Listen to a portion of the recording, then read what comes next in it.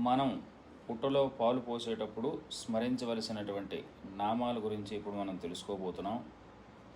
ఓం అనంతనాగాయ నమ, ఓం వాసుకీ నాగాయ నమ, ఓం శేషనాగాయ నమ, ఓం పద్మనాభనాగాయ నమ, ఓం కంబళనాగాయ నమ, ఓం శంఖపాలనాగాయ నమ, ఓం ధృతరాష్ట్రనాగాయ నమ, ఓం తక్షకనాగాయ నమ, ఓం కాళనాగాయ నమ, ఓం కర్కోటకనాగాయ నమ అనేటువంటి నామాలు మనం స్మరించుకోవాలి.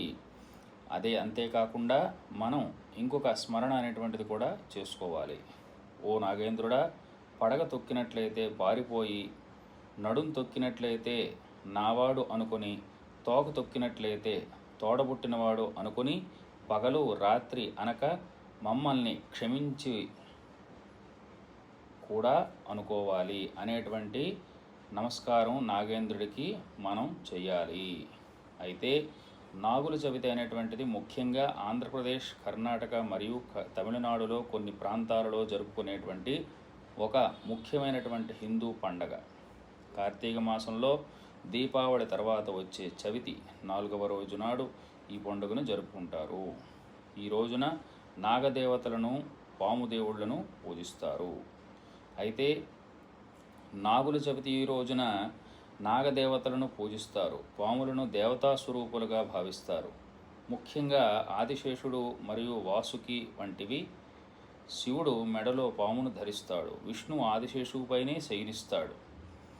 అయితే సంతానం కోసం కూడా ఈ పండుగను ఎక్కువగా పెళ్ళైనటువంటి మహిళలు తమ యొక్క పిల్లల శ్రేయస్సు, ఆరోగ్యం కొరకు మరియు దీర్ఘాయువు కోసం కూడా ఉపవాసం ఉండి ఈ యొక్క నాగుల చవితిని జరుపుకుంటారు.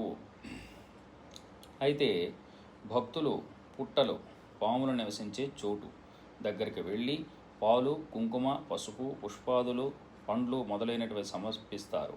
పాము పుట్టలో పాలు పోయడం వల్ల నాగదేవతలకు సేవ చేయాలని, తద్వారా మనసులోని దుర్గుణాలన్నీ తొలగిపోవాలని ఒక నమ్మకం. ప్రత్యేక నైవేద్యంగా ఆ రోజున చలిమిడి, చిమ్మిలి, నువ్వులతో చేసినది, అరటిపండ్లు, తేగలు, తాటిబుర్ర, గుంజు వంటి వాటివి నైవేద్యం సమర్పిస్తాం. జ్యోతిష్య శాస్త్రం ప్రకారము పాములు రాహువు, కేతువులకు ప్రతీకగా ఉంటాయి.